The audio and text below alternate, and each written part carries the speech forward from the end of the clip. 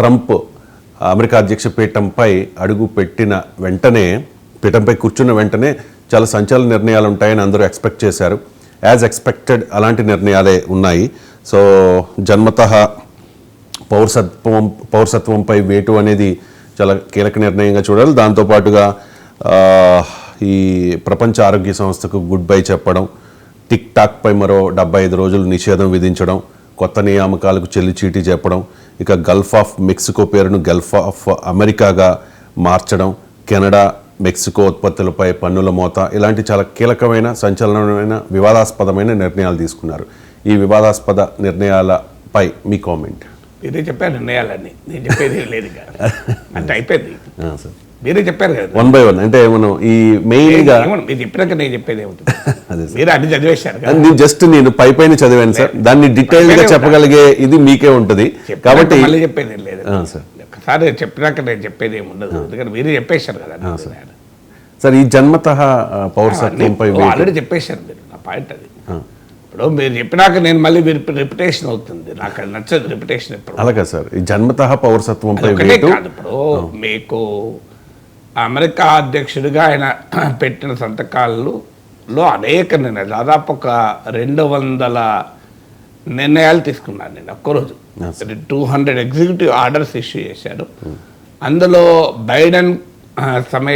Biden టైంలో తీసుకున్న నిర్ణయాల్లో 78 నిర్ణయాల్ని ఆయన వెనక్కి తీసేశారు. అందువల్ల సహజంగా ఎన్నికల ప్రచార సమయంలో బైడెన్ ఏమన్నాడు, ట్రంప్ ఎన్నికల ప్రచార సమయంలో ఏమన్నాడు అనే ఆయన ఐడియాలజీ ఏంటి, ఈవెన్ ఎన్నికలు అయ్యాక అమెరికా అధ్యక్షుడిగా ఎన్నికయ్యాక ప్రెసిడెంట్ ఎలెక్ట్ అంటారు. సో ప్రెసిడెంట్ ఎలెక్ట్ అయినాక కూడా కొన్ని వారాల పాటు సమయం ఉంది అధ్యక్షుడిగా. ఈ సమయంలో ఆయన చేసిన వ్యాఖ్యలు ఏంటి, వీటిని గమనిస్తే ఇప్పుడు వాటికి యొక్క కార్యరూపం ఇస్తూ అనేక నిర్ణయాలు తీసుకున్నారు. అందులో కనిపించే నిర్ణయం ఒకటి ఏంటంటే టారిఫ్స్ గురించి. ఎందుకంటే ఆయన ఎన్నికల సమయంలోనూ తర్వాత ఎన్నికలు అయిపోయాక కూడా మళ్ళీ రిపీట్ చేసింది టారిఫ్ గురించి. సో టారిఫ్ గురించి చెప్తూ ఐ లవ్ దిస్ వర్డ్, డిక్షనరీలో నాకు చాలా ఇష్టమైన పదం ఇది అని పదే చెప్పాడు. ఒక కెనడా మెక్సికోల పైన టారిఫ్ గురించి మాట్లాడాడు, కానీ చైనా పైన టారిఫ్ గురించి మాట్లాడలేదు. వాస్తవంగా అప్పుడు చెప్పిన దాంట్లో ప్రపంచంలోని అన్ని దేశాల పైన 10% ట్యాక్సెస్ విధిస్తాను, సుంకాలు విధిస్తాను అన్నాడు. ఇప్పుడు కెనడా మెక్సికోల పైన 25%, చైనా పైన 60% వరకు విధిస్తా అన్నాడు. కానీ ఇంట్రెస్టింగ్ ఏంటంటే ఈ 200 ఎగ్జిక్యూటివ్ ఆర్డర్స్లో అందరూ ఊహించింది టారిఫ్ వార్ మొదలు పెడతాడు అని. ఇక్కడే మనం చాలాసార్లు చెప్పుకున్నాం ట్రంప్ ఈజ్ అన్ప్రెడిక్టబుల్ అని. సో చైనా పైన అంత అల్లరి చేశాడు, కానీ అల్టిమేట్గా చైనా పైన మాత్రం మాట్లాడేది యాక్షన్. పైగా దానికి ఏమన్నా అంటే ఇంకా సరైన సమయం ఇప్పుడు కాదు, దాని సమయం వచ్చినప్పుడు తీసుకుంటాను నిర్ణయం అన్నాడు.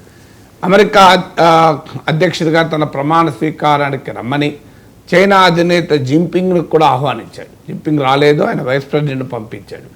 అందువల్ల ట్రంప్ తీసుకునే నిర్ణయాలు, ఈ 200 నిర్ణయాల్లో అందరూ ఊహించింది నెంబర్ 1 నిర్ణయంగా టారిఫ్స్ ఉంటుంది. చైనా పైన ట్రేడ్ వార్, అంటే బైడెన్ వెళ్ళిపోయే ముందు కూడా చైనా కార్లను నిషేధించాడు. చైనాకు అడ్వాన్స్డ్ ఆర్టిఫిషియల్ ఇంటెలిజెన్స్, ఇందులో వాడే అడ్వాన్స్డ్ చిప్స్ను మరింత ఇబ్బందిగా యాక్సెస్ లేకుండా చేసేటువంటి నిర్ణయాలపైన సంతకాలు చేశాడు. అది ఎన్విడియా మార్కెట్ 80% ఎగిరిపోయింది దాంతో. సో బైడెన్ చివరి సమయంలో తీసుకున్న అనేక నిర్ణయాల్ని రివర్స్ చేశాడు, కానీ చైనా విషయంలో మాత్రం ట్రంప్ యాక్ట్ కాలేదు. అదే ట్రంప్ యొక్క అన్ప్రెడిక్టబుల్ క్యారెక్టర్. ఇక ట్రంప్ తీసుకున్న వివాదాస్పద నిర్ణయాల్లో మొదటిది బర్త్ రైట్ సిటిజన్షిప్. ఇప్పుడు అమెరికన్ రాజ్యాంగానికి ఉన్న 14వ సవరణ ప్రకారం అమెరికాలో జన్మతః పౌరసత్వం అంటే బై బర్త్ సిటిజన్షిప్ వస్తుంది. ఇప్పుడు అమెరికాలో ఎవరైనా బిడ్డ పుట్టగానే ఒక సర్టిఫికెట్ ఇస్తారు, born in United states of America అని. అది తల్లిదండ్రులు ఎవరితో సంబంధం లేదు. ఈ born in United states of America అయితే ఆటోమేటిక్గా పౌరసత్వం వస్తుంది. సో ఈ పౌరసత్వాన్ని అమెరికాలోనే లేదు, ఈ సిస్టమ్ మీకు ఒక 38 కంట్రీస్లో ఉంది, ఇంక్లూడింగ్ పాకిస్తాన్, నేపాల్, మీకు ఇలా చాలా దేశాల్లో ఈ ప్రిన్సిపల్ ఉంది. 38 నేషన్స్లో ఉంది. ట్రంప్ నేను అబద్ధం ఆడాడు, ఆయనకు తెలుసో మరి తెలియకనో, America is the only country where there is the birth right citizenship అన్నాడు. That's wrong. అమెరికా ప్రెసిడెంట్ కూడా ఎలా తెలియక మాట్లాడతాడు, అబద్ధాలు ఆడుతున్నదానికి ఉదాహరణ 38 దేశాల్లో ప్రపంచంలో బర్త్ రైట్ సిటిజన్షిప్ ఉంది. అంటే అక్కడ పుడితే ఆటోమేటిక్గా సిటిజన్ అవుతారు, తల్లిదండ్రులు ఎవరితో సంబంధం లేదు. దీనివల్ల ఏం జరిగిందంటే బర్త్డే టూరిజం, అంటే బర్త్ రైట్ టూరిజం అనేది పెరిగింది. అంటే అమెరికాకు టూరిస్టులుగా వెళ్ళి కూడా పిల్లల కన్నా మొదలైంది. ఎందుకంటే అక్కడ పుడితే తమ బిడ్డకు ఆటోమేటిక్గా సిటిజన్షిప్ వస్తుంది. లేకపోతే H1B వీసా రావాలి, లాటరీలో తగలాలి, తర్వాత గ్రీన్ కార్డు కావాలి, గ్రీన్ కార్డు సిటిజన్ కావాలి. ఇవాళ చాలామంది మన ఐటీ కంపెనీలో పనిచేసే వాళ్ళు అక్కడికి వెళ్ళి 20 ఏళ్ళు కూడా పడుతుంది. అలాంటిది పుట్టుకతోనే వస్తుంది. పుట్టుకతోనే వస్తే ప్రయోజనం ఏంటంటే వాళ్ళ బిడ్డ అడల్ట్ అయ్యాక తల్లిదండ్రులకు కూడా సిటిజన్షిప్ స్పాన్సర్ చేయొచ్చు. సో అందువల్ల ఈ బర్త్ రైట్ సిటిజన్షిప్ అనేది అమెరికన్ కాన్స్టిట్యూషన్కు 14th అమెండ్మెంట్ ద్వారా వచ్చింది. దీన్ని ఇప్పుడు మార్చింది ఏంటంటే అన్డాక్యుమెంటెడ్ పేరెంట్స్, అంటే ఎలాంటి డాక్యుమెంట్ లేకుండా అమెరికాకు వచ్చిన తల్లిదండ్రులకు బిడ్డలకు మాత్రం ఉండదు అని. దీనివల్ల ఇప్పుడు ఆటోమేటిక్గా పుడితే జన్మత వచ్చే పౌరసత్వం ఉండదు. వాళ్ళ తల్లిదండ్రుల యాంటిసిడెంట్స్ని పరిశీలిస్తారు, వాళ్ళ కరెక్ట్ డాక్యుమెంట్ల మీద వచ్చారా. ముఖ్యంగా ఇల్లీగల్గా అమెరికాలో ఉంటున్న ఇమ్మిగ్రెంట్స్ పైన ఇది చాలా ఇబ్బంది. 1,13,00,000 మంది ఉన్నారు వాళ్ళు. సో ఆ ఇల్లీగల్ ఇమ్మిగ్రెంట్స్ పిల్లలకు మాత్రం పౌరసత్వం రాదు. ఇది మొదటిగా తీసుకున్నది. రెండవది, అమెరికా మెక్సికో బార్డర్ పైన ఎమర్జెన్సీ విధించాడు. అంటే అక్కడ అమెరికా మెక్సికో బార్డర్ను సీల్ చేశాడు. అలాగే అక్కడ అమెరికా మెక్సికో బార్డర్లో డిటెన్షన్ సెంటర్స్ నిర్మిస్తున్నాడు. మాస్ డిపోర్టేషన్, అంటే ఈవెన్ మిలిటరీని కూడా మొబిలైజ్ చేసి అమెరికా మెక్సికో బార్డర్లో ఎవరు రాకుండా చర్యలు తీసుకున్నాడు. ఎందుకంటే అమెరికాలో ఉన్న 1,13,00,000 ఇల్లీగల్ మైగ్రెంట్స్లో అత్యధికంగా వచ్చేది మెక్సికో నుంచే. రెండవ అతిపెద్ద దేశం ఎల్ సాల్వడార్, మూడవ అతిపెద్ద దేశం ఇల్లీగల్ మైగ్రెంట్స్ ఉన్నది ఇండియా నుంచి. సో అందువల్ల మెక్సికో అమెరికా బార్డర్కు సీల్ చేసి మిలిటరీని కూడా మొబిలైజ్ చేస్తానికి వీలుగా నేషనల్ ఎమర్జెన్సీ ప్రకటించాడు అమెరికా మెక్సికో బార్డర్లో. ఇది మొదటి నుంచి ప్రెసిడెంట్గా ఎన్నికల్లో పోటీ చేసినప్పటి నుంచి, ప్రెసిడెంట్గా గెలిచినప్పటి నుంచి ట్రంప్ చెప్తున్నది ఇమ్మిగ్రేషన్. ఇది రెండవ అతిపెద్ద చర్య. మూడవ అతిపెద్ద చర్య ఏంటంటే 1,500 మంది పైన, అంటే 2020లో ఎన్నికలు జరిగినప్పుడు ఆ ఎన్నికల అబద్ధము, నా నుంచి గెలుపును దొంగిలించారు, నేను ఈ ఎన్నికలు గుర్తించను అంటూ ప్రెసిడెంట్ హోదాలో ఉండి తన మద్దతుదారులను అమెరికన్ క్యాపిటల్ హిల్ మీదికి, పార్లమెంట్ భవనం మీదకి ఉసికొల్పాడు ట్రంప్. దానిపైన 1,500 మంది కేసులు ఎదుర్కొంటే ఆ 1,500 మందికి ఆ ప్రెసిడెన్షియల్ పార్డన్ అంటాడు. అంటే దేశాధ్యక్షుడికి ఉండే ఒక ప్రత్యేక అధికారాల్లో ఎవరినైనా క్షమాభిక్ష పెట్టచ్చు. సో దానికి ప్రెసిడెన్షియల్ పార్డన్ ఇచ్చాడు, ఇక తిరుగుండదు దానికి. ఇప్పుడు అలాగే మీకు ఈ బర్త్ రైట్ సిటిజన్షిప్ కూడా లీగల్లీ బైండింగ్ ఆర్డర్ ఇచ్చాడు. అంటే అమెరికన్ కాంగ్రెస్ అనుమతి కూడా అవసరం లేదు. లీగల్లీ బైండింగ్ ఆర్డర్ ఇచ్చడం అనేది ఒక రకంగా ఒక విధానాన్ని అమర్తించడానికి షార్ట్ కట్ ఉంటుంది. సో అలా చాలా తీవ్రమైన నిర్ణయాల్లో మూడవ నిర్ణయం ఇది. నాలుగవ నిర్ణయం ఏంటి అంటే మీకు వరల్డ్ హెల్త్ ఆర్గనైజేషన్ నుంచి, ప్యారిస్ క్లైమేట్ డీల్ నుంచి ఉపసంహరించుకున్నాడు. వాస్తవంగా ట్రంప్ ప్రెసిడెంట్గా ఉన్నప్పుడే ఈ ప్యారిస్ క్లైమేట్ డీల్, అంటే ఉద్గారాలను తగ్గించడానికి, గ్రీన్ హౌస్ గ్యాస్ తగ్గించడానికి చేసుకున్న ఒప్పందం నుంచి విరమించుకున్నాడు. ట్రంప్ వచ్చాక దాన్ని మళ్ళీ బైడెన్ వచ్చాక మళ్ళీ క్లైమేట్ డీల్లో చేరాడు. ఇప్పుడు క్లైమేట్ డీల్ నుంచి విరమించుకున్నాడు. ఇది అంటే ఫోర్త్ నిర్ణయం. ఫిఫ్త్ నిర్ణయం ఏంటి అంటే గల్ఫ్ ఆఫ్ మెక్సికో, ఇది కూడా ఆయన ప్రెసిడెంట్ ఎలక్ట్ అయినాకనే చెప్పాడు, దానికి గల్ఫ్ ఆఫ్ అమెరికాగా పేరు మార్చాడు. అయితే దీనివల్ల కొత్తగా మార్పు ఏమి ఉండదు. ఎందుకంటే ఇది వరల్డ్ మ్యాప్లో చేసినంత మాత్రాన ప్రపంచం అంతా మారదు. ఎందుకంటే కొన్ని వందల సంవత్సరాల క్రితం నుంచి దాన్ని గల్ఫ్ ఆఫ్ మెక్సికోగా పిలుస్తారు. గల్ఫ్ ఆఫ్ మెక్సికో అనే వాటర్ స్ట్రెచ్లో అమెరికా, మెక్సికో, క్యూబా ఉంటుంది. సో అందువల్ల ఇప్పుడు కొత్తగా ఈ నచ్చి మార్చినంత మాత్రాన అమెరికన్ మ్యాప్లో మారుతుంది తప్ప ఏమి కాదు. దీనికి మెక్సికో ప్రెసిడెంట్ రియాక్ట్ అవుతూ అమెరికాను మేము అమెరికా అంటాం, ఇంత అందంగా ఉంటుందని కూడా వ్యాఖ్యానించారు. బట్ అదొక ఫార్మల్గా తాను మార్చదలుచుకున్నాడు కనుక మార్చుకున్నాడు, అదొక ఇండికేటర్గా. ఆరవది, క్యూబాను టెర్రరిస్ట్ కంట్రీ జాబితా నుంచి బైడెన్ తొలగించాడు. దాన్ని మళ్ళీ అమెరికా అధ్యక్షుడిగా ట్రంప్ క్యూబాను టెర్రరిస్ట్ కంట్రీగా మళ్ళీ చేర్చాడు. 7వది టిక్ టాక్ లైఫ్ లైన్ ఇచ్చాడు. టిక్ టాక్ వాస్తవంగా 19వ తారీఖుకే టిక్ టాక్ పని ముగియాలి. టిక్ టాక్ గతంలోని అమెరికా ప్రభుత్వం మీరు ముయ్యనన్నా ముయ్యండి, లేదంటే అమెరికాకు అమ్మివేయండి, అమెరికన్ కంపెనీకి అన్నాడు. సో ఇప్పుడు అమెరికన్ కంపెనీకి మీకు అమ్మివేసేటువంటి పని అనేది జరిగిపోవాలి. ఎందుకంటే అమెరికన్ సుప్రీం కోర్టు కూడా దీన్ని వ్యాలిడేట్ చేసిన తర్వాత ఇక లేదు, 19th క్లోజ్ కావాలి. సో ప్రెసిడెన్షియల్ ఆర్డర్ ఇష్యూ చేస్తూ 75 days విండో ఇచ్చాడు. ఇప్పుడు ట్రంప్ చెప్పినట్లు 50% అన్న అమెరికన్ పార్ట్నర్ రావాలి దీంట్లకు. ఈవెన్ టిక్ టాక్ అధినేత షీ జిన్పింగ్ కూడా ఈ ప్రెసిడెన్షియల్ విక్టరీ ర్యాలీలో పాల్గొని ప్రమాణ స్వీకారంలో కూడా పాల్గొన్నాడు. సో అందువల్ల టిక్ టాక్ మరింతగా లైఫ్ లైన్ ఇచ్చాడు. ఇది 7వది. 8వది ఒకవైపు ఇజ్రాయెల్ను నెతన్యాహుకు వ్యతిరేకమైన వీడియో షేర్ చేసి గాజాలో సీజ్ ఫైర్ అమెరికా ఇజ్రాయెల్ గవర్నమెంట్లో ఉన్న ఫార్ రైట్ వాళ్ళు వ్యతిరేకిస్తున్నా కూడా ఒక రకంగా ట్రంప్ ఫోర్స్ చేశాడు కాల్పుల విరమణ.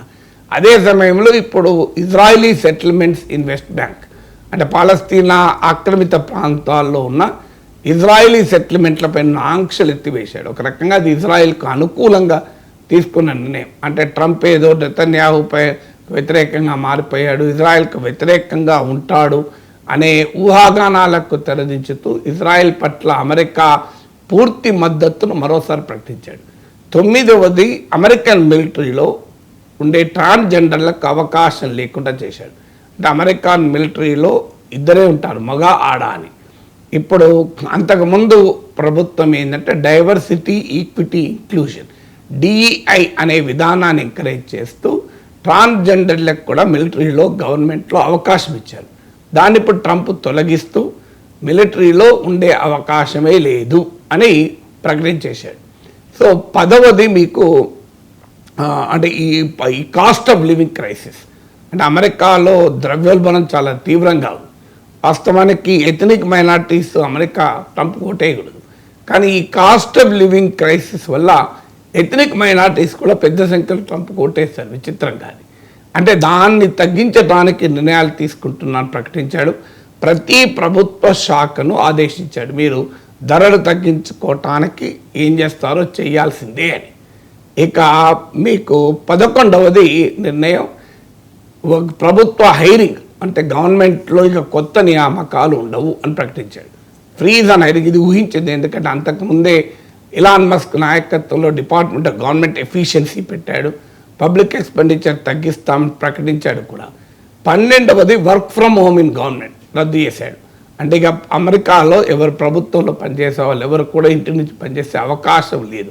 13 ఆల్ ఫారిన్ అగ్రిమెంట్స్ను ఫారిన్ ఎయిడ్ అంటే విదేశాలకు సాయం చేసేటువంటి అమెరికా స్కీమ్స్ అన్నిటినీ పరిశీలిస్తానన్నాడు. అంటే క్లియర్గా అమెరికా ఫస్ట్, అమెరికాకు ఉపయోగపడాలి, అమెరికాకు ఉపయోగపడకుండా మేము ఎవరికి సాయం చేయం. WHO అమెరికాకు ఉపయోగపడడం లేదు కనుక మేము దాని నుంచి బయటకు వస్తున్నాం. క్లైమేట్ డీల్ అమెరికా ఆర్థిక పర్యావరణ ప్రయోజనాలను కాపాడడం లేదు కనుక దాని నుంచి బయటకు వస్తున్నాం. ఇలా తన అమెరికన్ ఫస్ట్ ఎజెండా అనేది అమలు చేసేటువంటి క్రమంలో ఆల్ ఫారిన్ ఎయిడ్ అగ్రిమెంట్స్ మొత్తాన్ని సమీక్షిస్తాను అని ప్రకటించాడు. సో ఇప్పుడు మీకు చెప్పిన 200 ఎగ్జిక్యూటివ్ ఆర్డర్లు ఈ 13 చెప్పాను ఇప్పటికి మీకు. ఈ 13 కూడా ఒక శాంపుల్ మాత్రమే, కానీ ఈ శాంపుల్ ఏం తెలియజేస్తుంది? ఈ శాంపుల్లో ఉన్న వాటిని చూస్తే ఒకటి క్లియర్గా ట్రంప్ ప్రపంచంలో ఎక్కడ ఇన్వాల్వ్ కావాలి, ఎక్కడ ఇన్వాల్వ్ కాకూడదు అన్నప్పుడు చాలామంది ఊహించినట్లు ఐసోలేషన్గా ఉంటాడు, ప్రపంచానికి సంబంధం లేకుండా ఉంటాడు. అది నిజం కాదు. తన అమెరికన్ ఫస్ట్ అనే ఎజెండాతో అమెరికాకు ఉపయోగపడేటువంటి అంశాల్లో ప్రొయాక్టివ్గా ఉంటాడు. అందుకే మీకు ఇజ్రాయెల్ సెటిల్మెంట్లను కూడా గుర్తించాడు. ఇక 2వది తన ఎజెండా ఇప్పుడు ఈ డైవర్సిటీకి, ఈక్విటీకి, ఇంక్లూజన్కి వ్యతిరేకం. రిపబ్లికన్లు మొదటి నుంచి కూడా ఛాందస భావాలకు ఛాందస భావాలు సాంప్రదాయ భావాలు ఉండేటువంటి వారు కనుక ఆ కన్జర్వేటివ్ సొసైటల్ ఎజెండాను ఇంప్లిమెంట్ చేస్తున్నాడు. అలాగే యాంటీ ఇమిగ్రేషన్ ఎజెండాను ఇంప్లిమెంట్ చేస్తున్నాడు. అంటే తాను make America great again, America first అనే నినాదాలతో వచ్చాడు కనుక వాటికి క్లియర్గా రూపాన్నిస్తూ ఈ ఆదేశాలు ఉన్నాయి.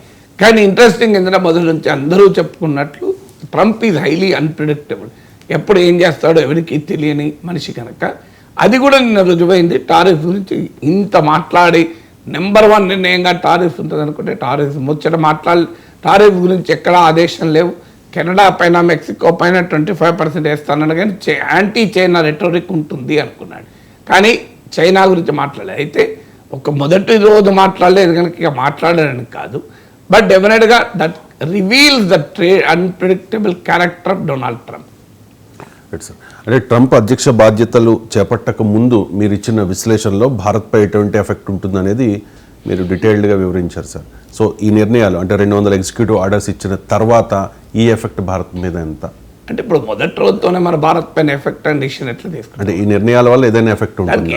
ప్రతిదానికి మనకు ఇండియా స్పెసిఫిక్ యాక్షన్స్ ఉండవు కదా ట్రంప్ది. సార్ ట్రంప్ ఇప్పుడు టారిఫ్ గురించి ఇంతవరకు ఏం డిసిషన్ తీసుకోలేదు. డిసిషన్ తీసుకున్నప్పుడు ఎట్లుంటుంది? Right sir. అంటే ఎగ్జిక్యూటివ్ ఆర్డర్, ట్రంప్ ఇచ్చే ఎగ్జిక్యూటివ్ ఆర్డర్ అని చెప్పి పెద్ద చాలా వింటూ ఉన్నాం. ఎగ్జిక్యూటివ్ ఆర్డర్ అంటే ఏంటి సార్? ప్రభుత్వ నిర్ణయం అండి. అది కాదు సార్. గవర్నమెంట్ అదే ఆర్డర్ అంటే గవర్నమెంట్ అంటే సాధారణంగా పార్లమెంట్ ఉభయ సభల్లో అమలు అయిన తర్వాత ఆదేశాలు ఏంటంటే ఎగ్జిక్యూటివ్ ఆర్డర్ ఏముంటుంది? అంటే బిల్లు సభలో ప్రవేశపెట్టడం. అంటే దీనికి కాంగ్రెస్ అనుమతి అవసరం? బిల్లు ఉండదు, చట్టం ఉండదు కదా సార్. అంటే కాంగ్రెస్ లో మీరు అంత అమాయకంగా అడిగితే ఎట్లండి? కాంగ్రెస్ గవర్నమెంట్ ఆర్డర్లు ఇష్యూ అమెరికన్ పార్లమెంట్ ని కాంగ్రెస్ అంటారు కదా. మన దగ్గర అదే ఇది గవర్నమెంట్ ఆర్డర్ అంతే. మన ఎగ్జిక్యూటివ్ అంటే గవర్నమెంట్ అంటే అమెరికన్ పార్లమెంట్ ని కాంగ్రెస్ అంటారు కదా సార్. అంటే కాంగ్రెస్ లో ప్రతిదానికి ఇప్పుడు మన దగ్గర కూడా ప్రతి ఒక్కటి పార్లమెంట్ అసెంబ్లీలో పోతుందండి. ప్రభుత్వానికి ఆదేశాలు ఇవ్వవా? జీవోలు ఉండవు. ప్రతి జీవో గవర్నమెంట్ అసెంబ్లీ లాగా పాస్ చేస్తారా చెప్పండి? Right sir. రోజుకు 100 జీవోలు ఇష్యూ చేస్తారండి. 100 జీవోలు అంటే అసెంబ్లీ రావు కదా.